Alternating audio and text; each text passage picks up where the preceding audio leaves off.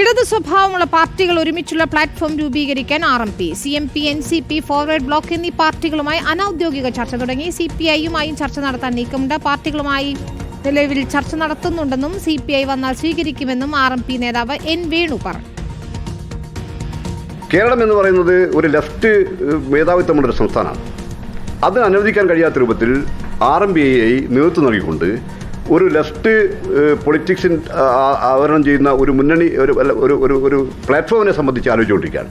അതിൽ RSPയും ഫോർവേഡ് ബ്ലോക്കും അതേപോലെ CMP ഉൾപ്പെടെയുള്ള പാർട്ടികളൊക്കെ യോജിപ്പിച്ചുകൊണ്ടുള്ള ഒരു മുന്നേറ്റം കേരളത്തിൽ എങ്ങനെ ഉണ്ടാക്കിയെടുക്കാൻ വേണ്ടി കഴിയും, മറ്റ് കമ്മ്യൂണിസ്റ്റ് ഗ്രൂപ്പുകളൊക്കെ യോജിപ്പിച്ചുകൊണ്ട് കേരളത്തിൽ ഒരു CPM-ന്റെ പതനത്തിൽ നിന്ന് വലതുപക്ഷവൽക്കരിക്കപ്പെടാത്ത ഒരു ഇടതുപക്ഷ ഗ്രൂപ്പ് വളർത്തിക്കൊണ്ടുവരാൻ വേണ്ടിയുള്ള ഒരു രാഷ്ട്രീയ അജണ്ട ഞങ്ങൾ ഇതിൻ്റെ ഭാഗമായിട്ട് ഇതിനകം ചർച്ച ചെയ്തുകൊണ്ടിരിക്കുകയാണ്.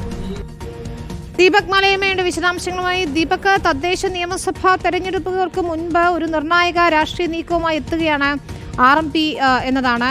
UDF-ഉമായി സഹകരിച്ച് നിൽക്കുന്ന RMP ഇപ്പോൾ മറ്റ് ഇടത് സ്വഭാവമുള്ള പാർട്ടികളുമായി ചർച്ച നടത്തുകയാണ്. CPI-യുമായി കൂടി ചർച്ച നടത്താൻ നീക്കം നടത്തുന്നു എന്നുള്ള വിവരങ്ങളാണല്ലോ അദ്ദേഹം N. വേണു പങ്കുവയ്ക്കുന്നത്. വിശദാംശങ്ങൾ എന്താണ്? RMPയുടെ നീക്കങ്ങൾ എന്താണ്?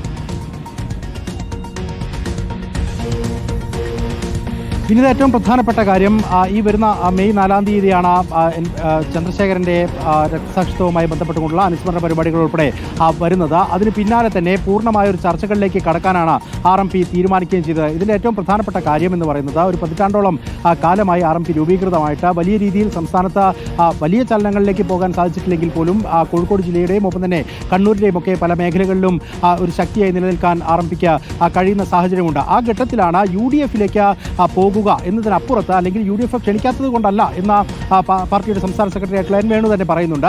അങ്ങനെ UDF-ന്റെ ഭാഗമായി മുന്നണിയിലേക്ക് കടക്കുന്നതിനപ്പുറത്ത് ഒരു ഇടത് സ്വഭാവമുള്ള പാർട്ടികളെ, മറ്റ് എല്ലാ മുന്നണികളിലുമുള്ള ഇടത് സ്വഭാവമുള്ള പാർട്ടികളെ ഒന്നിപ്പിച്ച് നിർത്തുന്ന ഒരു കേന്ദ്ര ബിന്ദുവായി മാറുക എന്നുള്ള ലക്ഷ്യം തന്നെയാണ് RMP മുന്നോട്ട് വയ്ക്കുന്നത്. അതിൻ്റെ ഭാഗമായാണ് RSPയുമായും CMP-യുമായും ഒക്കെയുള്ള അനൗദ്യോഗിക ചർച്ചകളിലേക്ക് ഇതിനോടകം തന്നെ RMP കടക്കാനുള്ള തീരുമാനം കൈക്കൊള്ളുകയും ചെയ്തിരിക്കുന്നത്. അതിൻ്റെ ഭാഗമായി ഒരുപക്ഷെ CPI-യുമായി സംസാരിക്കും. CPI അങ്ങനെ വരാൻ തയ്യാറാവുകയാണെങ്കിൽ CPI-യെയും സ്വീകരിക്കും എന്നുള്ള നിലപാട് സ്വീകരിക്കുന്നത്. ഒരു പൊതു പ്ലാറ്റ്ഫോം എന്നുള്ള നിലയ്ക്ക് ഇടത് സ്വഭാവമുള്ള ഒരു പ്ലാറ്റ്ഫോം രൂപീകരിക്കുക, അതുവഴി വരുന്ന തെരഞ്ഞെടുപ്പുകളിൽ ഉൾപ്പെടെ ശക്തി കാണിക്കാൻ കഴിയുന്ന തരത്തിലേക്ക് മാറുക എന്നുള്ളത് തന്നെയാണ് ലക്ഷ്യമിടുന്നത്. ഒരേ സ്വഭാവമുള്ള പാർട്ടികൾ എന്ന് പറയുമ്പോൾ ഇടത് സ്വഭാവം വെച്ച് പുലർത്തുകയും എന്നാൽ വലതുമുന്നണിയുടെ ഭാഗമായൊക്കെ നിൽക്കേണ്ടി വരികയും ചെയ്യുന്ന പാർട്ടികളെ, ചെറു പാർട്ടികളെ ഒന്നിച്ചു നിർത്തി ഒരു പ്ലാറ്റ്ഫോം രൂപീകരിക്കാനുള്ള ആലോചനകളിലേക്ക് RMP കടക്കുന്നു എന്നുള്ളതാണ്. അത് എത്ര കണ്ട് വിജയം കാണുമെന്നുള്ള കാര്യത്തിൽ ഇപ്പോഴും വ്യക്തതയില്ല. എങ്കിൽ പോലും അത്തരം അനൗദ്യോഗിക ചർച്ചകൾക്ക് RMP തുടക്കമിട്ടിരിക്കുന്നു എന്നുള്ളത് സംസ്ഥാന സെക്രട്ടറി ആയിട്ടുള്ള N. വേണു തന്നെ